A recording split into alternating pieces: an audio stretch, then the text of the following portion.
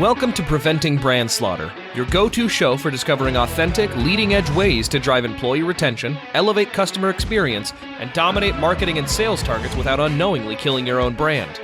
Tune in to lighthearted, transparent conversations featuring today's leading industry experts and entrepreneurs, breaking down stories of screw-ups, successes, and nuggets of wisdom every business owner or leader should know at heart.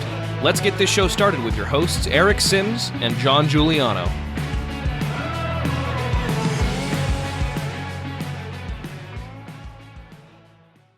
Hey, everybody. Welcome to another episode of Preventing Brandslaughter, the podcast dedicated to stopping the silent killer of most businesses, and that is brand slaughter, the unintentional killing of your own brand. So today we've got a special guest. We have Kris Dehnert, who is the CEO and owner of Dugout mugs and also the owner of Bigg Golf. So it's going to be an exciting show where we're going to talk a little bit with him about his tricks and trades and secrets around how he's been able to protect his brand and build a very successful brand in numerous markets. So we hope you enjoy the show.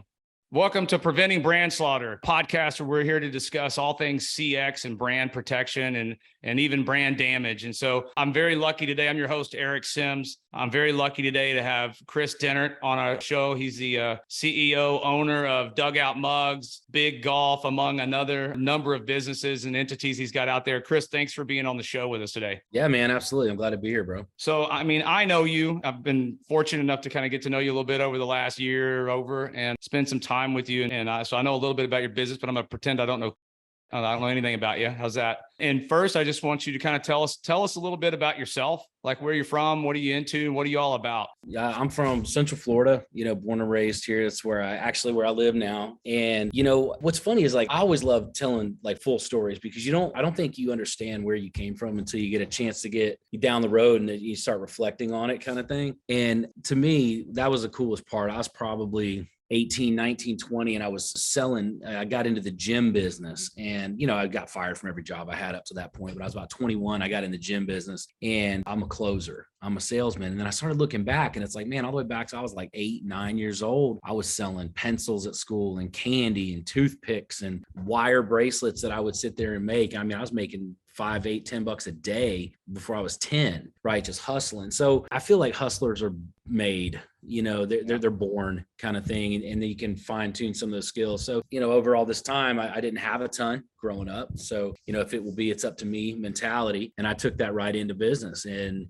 I hit some records with Gold's Gym and I was putting together amazing clubs with the guy who owned them. Back in 2008, that's when I decided to break out on my own and kind of be an entrepreneur. And so coming up, got on 15 years, I've been doing it. And what I realized about myself is I'm very outside the box on customer. Well, you want to talk about customer experience. That's what this is about. Let's stay in the gym business for a second. So there were days or weekends, I would bring in a dump truck full of sand and I would put it all in the front of the gym. And we put a tiki bar there and we're handing out protein shakes. And the male trainers had on coconut bras, just being funny. And we pull up a big smoker and we're cooking food. It's just a member appreciation. This is the kind of thing that stuck with people. I still see people today when I'm working out, although they remember me from back in the gym 10, 12, 15 years ago because of the way I handle things. And one of my favorite sayings, I say it all the time, it's not up to other people, somebody else's job to remember you. It's your job to be unforgettable, right? And it accomplishes that. And you leave such a lasting impact that I see people a decade and a half later and they remember me from a gym. On big days, we would set up stages out by the road and big tents, and we would do spin classes on top of stages next to the highway. And when people would pull in to see what the hell's going on, we'd stick a hot dog in their hand that we're grilling under a tent. We put them in a golf cart and we would drive them through the gym while they're having a soda and eating a hot dog, watching all these people work out. And then at the end of this,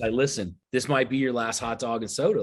Let's have that conversation. Man, we're closed. I think we did 152 memberships that day. But amazing. Look, be outside the box. This world's noisy as hell. And I feel like people just get into that noise versus trying to go past it. And by going the extra mile, we were talking a minute ago about your experience with a customer service rep that's overseas. Now, I understand that's a necessity with some companies, but I drove mugs the other day as the owner of my company. We're $10 million, $15 million a year. I drove them to the event. Yeah. Personally, you know, I think was that the DeSantis event? I did. No, I mailed those, but it was a different event. Yeah. And it's like, I don't think enough people are doing that. They feel like they're past that or they're too good for that. But I don't know. I feel like that's going that extra mile where there's no traffic. Yeah. You know, that extra mile from a customer experience standpoint. But, you know, back to my journey a little bit, and I left the gym business. I got into the real estate space. Again, I shook it up. I went right into there, and there's a lot of dudes. There's like Than Merrill and Ron LeGrand and all these dudes, you know, all these godfathers of real estate and information marketing, right? Yep. Kind of that world in the 2008, 9, 10, 11. Well, I went in and I was leveraging this new website called Facebook, right, at Gold's Gym, right when it first came out. And then I started doing that, and I learned how to manipulate the algorithms of social media. So now I was getting ranked for free way high up on YouTube and Google and all these other places. So then I was like, all right, well, I'm just going to get all these big guys doing it. So then that started my first agency. And then I was flipping houses at the same time. And then I got into social media, and I really dug into social. You know, I encourage anybody out there to really identify what your core competencies are and what you believe you're an expert in. And mine is sales, outside the box marketing, social media, those three things. Because I've spent tens of thousands of hours in them. But like, that was my agency. And then I went right into working with the Duck Dynasty people and the Tebow pages and launching an apparel company, and $20 million later. I mean, it shit just went crazy. Yeah. But it's because I really anchored myself in the three areas in which I see, or I believed I was best. Right. That's awesome. And a lot of it, fortunately, I'm learning something new about you. Experience. I didn't know you came from the gym business. I was like, I go back. That's where I got my start too, in my 20s, you know, which was a long time ago. But I think everybody I know from that started there has gone on to do pretty amazing and cool things. And it's pretty interesting that that's such a fertile ground. And you think about it, like we all went in, there was hardly any pay at that point in time from a base pay. It was all keep what you kill type environment, and be very creative. And I think it forced a lot of us to look at business differently, because we had to come up with stuff on the fly and get people engaged in something that they need, but don't necessarily want a lot of times. You are selling a fat person air. You're selling air. You're telling, hey, I'm going to sell you on the idea that you're not going to be fat anymore. You need to be it's not easy. On the fly.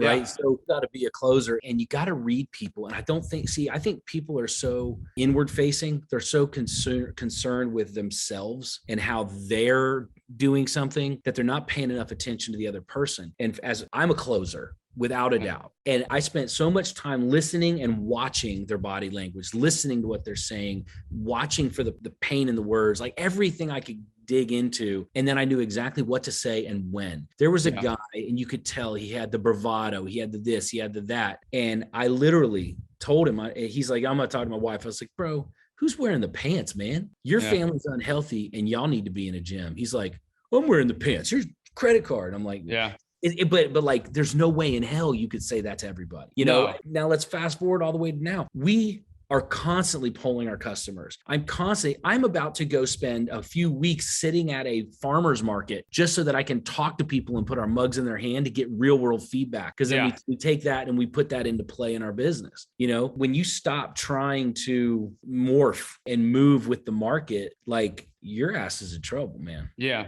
Well, I think there's a lot of people in that pickle jar right now, right? The market's changed quite a bit. I mean, the point of this podcast is we want to talk to people about things they may or may not be doing that are damaging or destroying their brands, right? One of the things is, to your point, is just complacency of being like, this is the way we've always done it. This is the way we do it type flag that they wave around knowingly or unknowingly. Right. But I think you had a really cool point that I see when I hear any of your stories is you or your organization is an avid listener to the customer, right? You're not trying to talk over the customer. You listen to what the customer really needs and wants and what they're into, and you build your communication and your responses and your packages or even your products, right, around what they need. I mean, even when you do the batch, right? Like those are they're customized for what the customer wants, right? So can you talk up a little bit about maybe what with Dugout, right? Like what is some of the things that you guys do internally? You mentioned one thing, you're going to go to a market and listen to people, but are there other things that you guys do proactively, constantly to just listen to the consumer?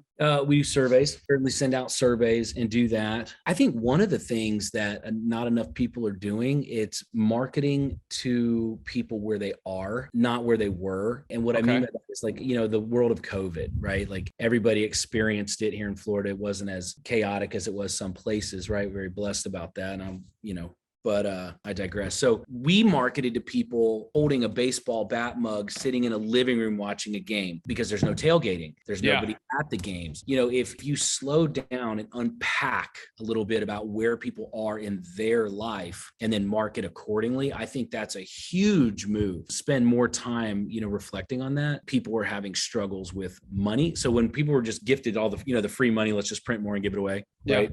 In that time, we weren't as focused on the discount. We're like, hey, it's like, hey, you got a little extra money hanging around? Well, obviously you do. We know you do, right? Yeah. Everyone want one of these mugs. Now's the time. Bam, bam, bam, bam, right? Market to them where they were. When everybody's free money got cut off, now they're a little bit more cognizant with their 3 new jet skis. And they're like, oh man, maybe I should watch out what I'm spending money on. Then it was like, hey, we have a pay over time option, split it up over 4 months. People are like, oh my God, that's so helpful. I'll take 5, right? And they'll get them. That was certainly something we did. Another was when people were just super disconnected. And again, I'm referring to those 2 years, COVID years specifically, because in those 2 years, we were back-to-back Inc. 5000, Forbes.com, entrepreneur.com, Tampa Business Wealth magazine covers, Tampa's Fast 50, just under $25 million in revenue. Okay. Yeah. Like we kicked out of those 2 years. And we did it by, I think, marketing to people where they were. And one of the other things we did, I was going to mention a second ago, is people were disconnected. So we made a very strong push to connect people. We were going live all the time. We were bringing in our friends like Pudge Rodriguez or Pete Rose or Justin Turner. Like every month we got a rock star baseball player coming in, just shooting the shit for a half hour. Mariano Rivera jumped on for an hour, right? Pete Rose and I commentated game 3 of the World Series for like 2.5 hours, right? So all this stuff that was going on, we're just bringing it into people's home because then, and we knew that it wasn't going to last, right? Right. When people couldn't afford something, we gave them a mug and say, just pay it forward or pay us back when you get it. Like these efforts, we knew were going to far outweigh, the loss at the time. We started doing giveaways. We had this little item right here, the shot glass. We were giving these away for free. These are $30. We were giving them away for free, pay shipping and handling. It helped us cover our costs. We did 50,000 of them, right? It marketed people where they are. And it looks like we all need a shot. We're just going to give it to you for free, cover the shipping and handling. Easy, low barrier to entry. Well, guess what? Now I have 50,000 extra customers. How many of them do you think order after the fact? Yeah.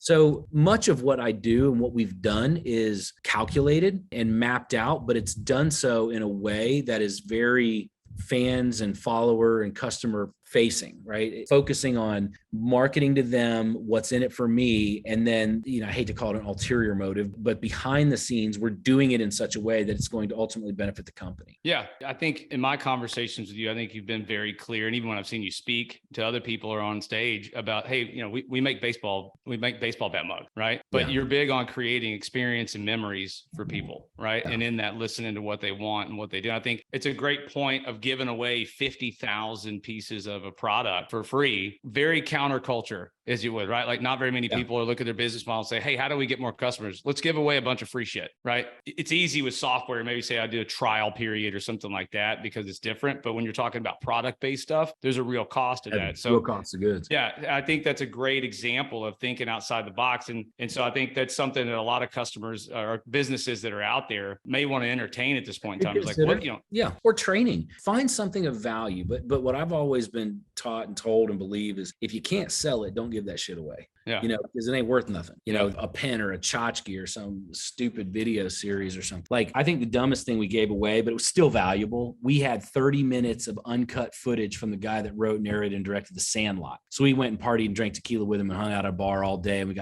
made these amazing mugs. It's up there and there's another one over here. We kept recording. We kept having some Patron shots. We just kept recording all day. And so we got 30 minutes of uncut footage talking about all kinds of behind the scenes stuff at The Sandlot. That at least had value to those who loved and watched the movie. We've never given away anything less than that. That's a really good point. I didn't think about even that piece of it of if you can't sell it, and don't give it away. It's not worth, anything to anybody. I mean, it's promotional products, but it's not tchotchke stuff. Like, you're not giving somebody a pen or something like that. I think a lot of organizations, although I'm not putting that down, like sending somebody a hat or sending somebody or whatever it may be, because if you make hats, but at the point of, is it valuable to them? Is it something that's going to create a customer for you in the long run? Is it something they're going to remember you by, and these people send these out. I mean, wholesale on these is $20. Retail is probably 60 to 70, right? Yeah. So it's a high quality item, costs you $20, but you send something like this, like they stop. They're like, wow, it goes on their desk. Like I've seen these, I've been just randomly watching ESPN and they're on Terry Francona's desk next to his Hank Aaron ball with his dad. Like,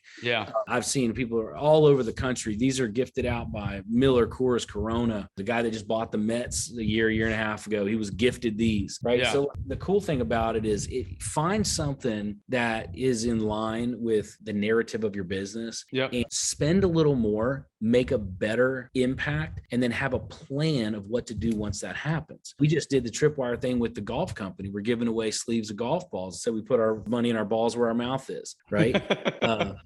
Text the word balls to whatever the hell our code is. And we send them a sleeve of balls for free. Well, we're in the hole about $7 or $8 after those things get delivered with shipping and pull packing fees and all those stupid shit. But the reality is we looked at our data and we have a 70% reorder rate at Bigg Golf. So 7 out of 10 people will rebuy. Now, these are lesser of a lead. So let's say we get 30%, right? 35%. Yep. Well, I don't know about you, man, but if I give away 500 sleeves of balls and it turns into 150 orders, it's not a bad gig. Yeah. Yeah. So it's about playing the long game, and it's a long tail game now. Kind of always has been, to be honest with you. In my mind, at least, it's a long game. People aren't playing the long game. They're too focused on instant gratification. They're too focused on themselves. They're too focused on the profit versus the customer experience. Now, I'm not saying, just burn all your money and have no plan for monetization, but I don't think people are focusing enough on the long game. I think you're right. I think it's probably right. Guys like Simon Sinek and guys like that I've been talking about the infinite game and all that stuff over the last few years. They see it from a different standpoint and trying to open people's eyes, at least, to how do you evaluate that differently. It sounds like you guys are doing a really great job of leveraging real-time information and real data and facts and saying, okay, but how do we look at it differently? I think that's very interesting that you guys did, because a lot of guys, when they look at their business models and their cost modeling,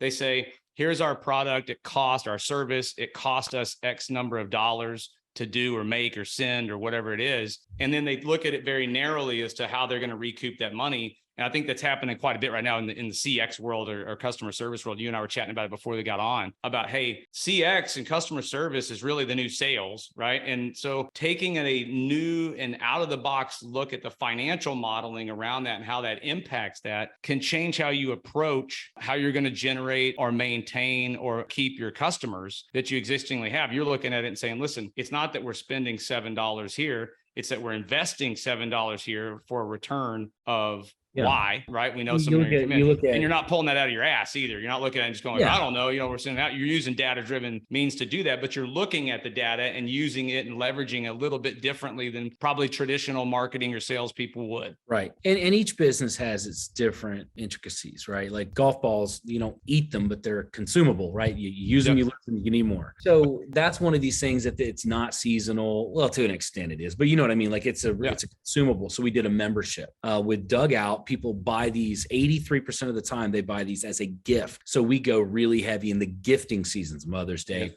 Father's Day, opening day, graduation, and then most of Q4 for Christmas and holiday, Hanukkah and things like that. Yeah. I mean, each business is a little different, but I think people they need to just change the lens a little bit and focus a little bit more on the long game. And that, like, unless the model is to hit it, quit it, and get out the door, you probably ought to play a little bit longer game. And, it's not a new concept. If you think all the way back to, who was it, Maya Angelou, people don't, care, won't remember what you said or did. They'll remember how you make them feel. And I think that's really true in marketing. So my outside the box marketing strategies that I've always done, they have a tale of decades plus. I'm still experiencing it, right? Yeah. People cross my path in a venture that I've had or a thing that I've done. They remember the way I treated them, things like that. It's all a long game, right? And I think it comes down to maybe changing ourselves a little bit, right? Because you can't how you do anything is how you do everything, right? So you can't be authentic, investing and playing the long game in business, but then not in your personal life and relationships. So I think it's one of those things where you just kind of have to make some adjustments across the board and make it a daily practice, right? Like you know me, some of my daily practices are all based around,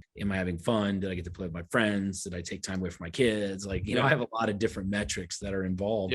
And just as easy, you can add in there, say, did I do something today or 2-3 times that planted a seed that I can harvest down the road? You do bring up something I wanted you to share today, because you've shared it with me before, and I thought it was life-changing for a businessman and just one of the best perspectives on business that I've come across. And it was around how you grade or measure a decision or a venture, whether you get into that. Can you share a little bit about how you do that? Because I think that's really, you've been through several companies and you've been an entrepreneur for a long time. I think that experience has given you a unique perspective that maybe somebody who's earlier cycle, or maybe not, like they're just in it, but to me, it was just phenomenal the way you put it and the way you make your decisions. What you'll find is that either you're good enough at something that every time you do that thing, it's getting in a rut. Like if I don't want to be a plumber, but I'm good at being a plumber, my ass could be stuck being a plumber, right? And I'm not going to like what I'm doing all the time. When I had a health scare back when my daughter was about 6 months old, and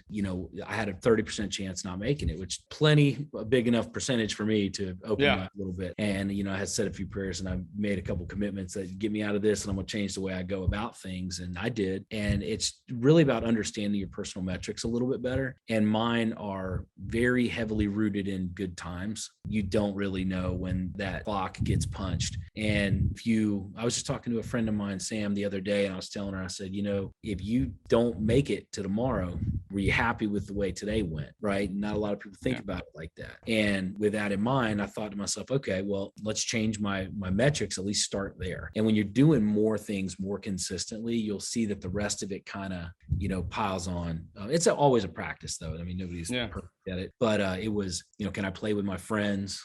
Is it experiential and fun? The money, I don't even think came into play till like 5 or 6 boxes down the thing. It's, can I leverage my network, to make this thing better? Is it bringing good things into the world? Is it making good vibes? Can I get to hang out with cool people, right? Is it take time away from my family? As you can see, I'm fresh from the gym because I work out, with a trainer. I got working at home. Tomorrow I'm golfing with the Tigers and I get to go do that. And then this weekend we're hanging out. And then Monday I'm doing the Johnny Damon Celebrity Pro-Am. And then a couple weeks after that, we're going to be in Los Cabos, Mexico, right? Like you've known me long enough to know that what I'm saying is very accurate. Right? Well, I think what's cool. What's cool about it is there's, a lot of people see where you're at today, right? And they're like, and then with many successful entrepreneurs, they may say, or business owners, they may say, oh yeah, well, overnight success or whatever it is. But I think you grinded early, like anybody else. I've heard the stories, where you're at flea markets selling the stuff,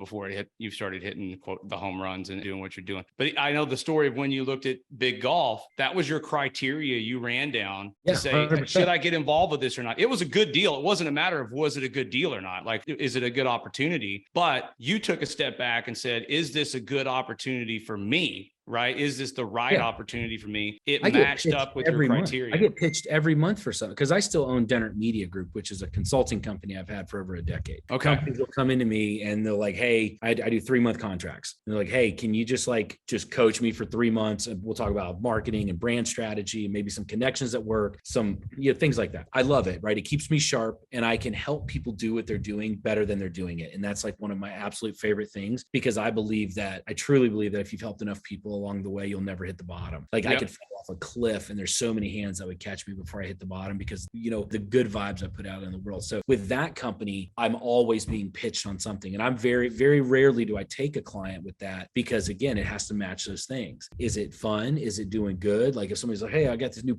site, I'm like, yeah, good for you, man, but that ain't my jam. Like, sorry, I'm not gonna bring more of that into the world. And can I play with my friends? Can I leverage my network? And when Bigg Golf came along, I like golf. I golf as often as I can. Is it the company's Bigg Golf? So it's big balls, super fun and funny to, play with marketing wise. I have a cigar holder and it's like, well, I've always wanted a cigar line. So now I launched the Bigg Stick cigar line. Again, is it experiential? Is it fun? Can I leverage my network? Well, most certainly. Most of the people I know golf. I know plenty of people in the golf space constantly at these tournaments and things like that. And, the big one with that is it going to take away from my time? And there's 3 other guys in that business. I'm a 40% equity holder. The rest of the guys split up the other 60. But with me, all I'm responsible for is an hour to 2 hours a week of involvement, right? Connecting the right dots, jumping on a weekly call to make sure things are there. It wasn't taking away time because Dugout is our priority. It always will be until we sell it. And I didn't want to take away from that. And I certainly don't want to take away from my 8-year-old, my 3-year-old, my wife, my house, my good times that, it wasn't, and it fit all that criteria and all those boxes got checked. And then I took a look at it and say, well, is it scalable? And it is.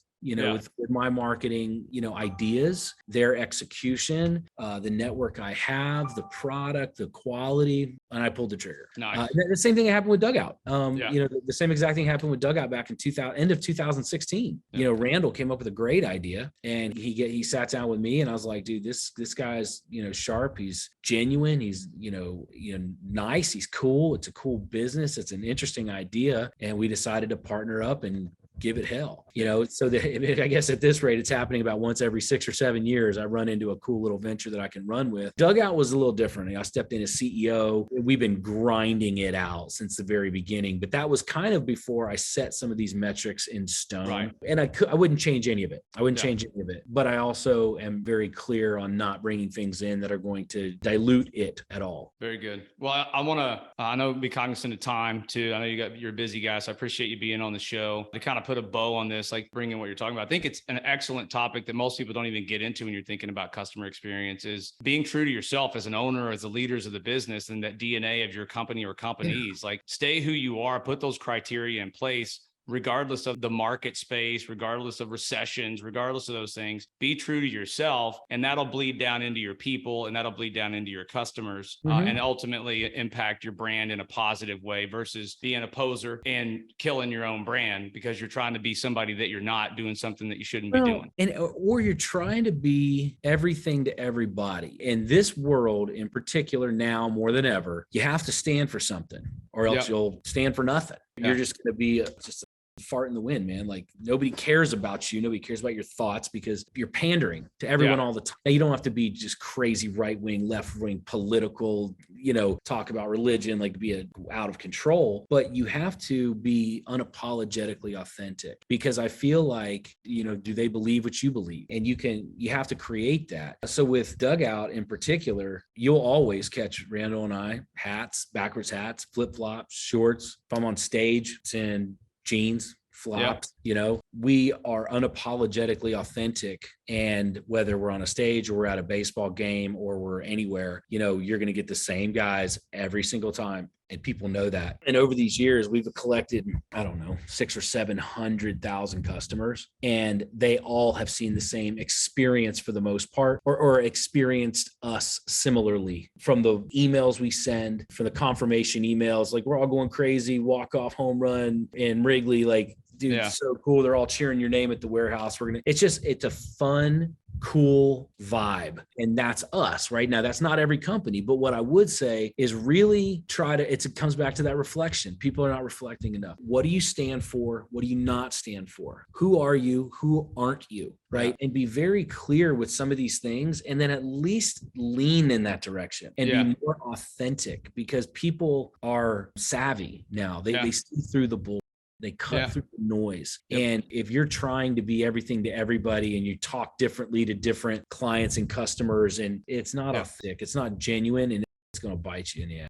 I think. No, I agree. I think people crave authenticity, and that's one of the things I think that differentiates you guys. Let me add something to that, because if you're not, a couple of things. Well, this is train of thought, right? Yep. If you're not authentic, you aren't living true every day, which that has so many negative repercussions to it. I think you're doing yourself a disservice by not being authentic, right? People don't ever get the chance to really fall in love with you and what you've created and the brand, because the company has its own personality in a lot of cases. Yep. Oh, yeah. Develop that personality. Let people have a relationship with that personality. Don't constantly change it because you're saving a buck here or this or that. People need the and now more than ever, they need consistency. They need something they can rely on. They need authenticity. And and then from a partnership standpoint, right? Because I have partners, I feel like it's a similar train of thought. Like if I'm having a bad day, at least I'm working with good people. Yeah. If I'm having a good day, I'm killing it, right? Good people, good times, good money, good everything. So I think it makes it tolerable. It increases the longevity of the business and the relationship, because I think those things are kind of synonymous, right? Like your business and the relationship is in your business, it's in your personal life, it's in your all this. So I think relationships crave authenticity and consistency, just like anything else. And that just flows right into the business. That's awesome. I couldn't agree more. So if anybody wants to get in touch, how do people get in touch with Kris? Probably LinkedIn. I'm a ghost everywhere else, man. That was kind of my joke. I say, y'all know I'll make it. Y'all know when I make it because you won't see my again. But the truth is like, I love chatting with business people on LinkedIn, my Instagram. I got rid of Facebook with all that bull crap going on. And then Instagram's private. So Dugout mugs. I mean, if you guys want to these things are sick. Dugoutmugs.com. They're amazing. And if you know anybody that golfs, Bigg Golf, BIGG, golf.com. Bigg Golf, super fun. We make balls, cigar holders, I hollowed out balls, cigars. Like it's just a cool. Well, and again, you're talking about personality, right? From the very beginning, when I took control of that brand, I told him, I said, listen, I know you wanted to be like this super serious brand, this, that, and the other. I said, but we're not going to do that. So we changed the motto of the company. It's like, we're not here to make your game better. We're here to make your game more fun. But anyway, I dig that, man, because it moved as soon as you hit it. I hit with your golf balls, and I've had your cigars, and I've purchased your mug. I'm a triple customer, but I buy what you're doing, dude. Like it's just such a cool, to your point, like a vibe. If people want to be a part of that, like in some capacity, I think that's what attracts the customers. Is it's not just the product, it's the community of within those products that they get to be a part of, and connecting to what you guys are doing and all the other people that are connected. That you guys do a phenomenal job of kind of sharing that with the world and allowing your customers to participate. They're not just consumers of what you do, they're participants. And you tell them to. It's like, if you use our mugs, you're a baseball super fan that wants to do something cool and strike up a conversation. You want to be one of the first of your friends to have this cool item. And when it comes time to gift something, you want that wow fact. Like that's off the top of my head, right? We don't make mugs, we make memories. Like this is how we think. Right. Yep. And so when people believe what we believe, think how we think, see what we see, now what they're buying is a representation of how they already think. And we have solidified that thought process. With Bigg Golf, we're not here to make your game better. We're here to make it more fun by offering high quality, inexpensive golf stuff that's fun to play with. Play with our big balls, smoke our big things like that. Go. That's what they want. That's why they make flip-flops with spikes, right? Yeah. That's why they encourage speakers that fit in golf carts, right? Because people are out there having fun. So if they believe what we believe, they see what we see, then we can convey that, right? We're not going to give them a scientific, BS about how the ball is going to go 10 yards further, right? Awesome. So we picked the segments of the people and we understand what they think and see and believe, and then we market to them where they are. Go figure. Yep. Following that pattern. What's been great, man. Thanks for coming on the show. I mean, guys, everyone, this has been Kris Dehnert. He's with Dugout Mugs and Bigg Golf. Sure, we'll invite you back on again. I could probably have 10 shows with you just conversating, because I love hearing all the stories and talking about everything, and you're a wealth of knowledge. So just appreciate you being on, man. And anybody that wants to get in touch with Kris, reach out to him on LinkedIn. Thanks for tuning in to Brandslaughter. We'll see you on the next episode. Thanks again. That's all for this episode of Preventing Brandslaughter. We do wish you limitless business success as you perfect new ways of protecting your brand through stellar employee retention, killer customer experience, and unprecedented sales and marketing. Get more valuable advice on brandslaughter prevention that helps you avoid messing up your brand by listening to more exciting discussions at lec4u.com. That's LEC4YOU.com. Never miss another episode, and be sure to get your business-savvy friends to listen as well. We hope to see you on the next one. Thank you for listening.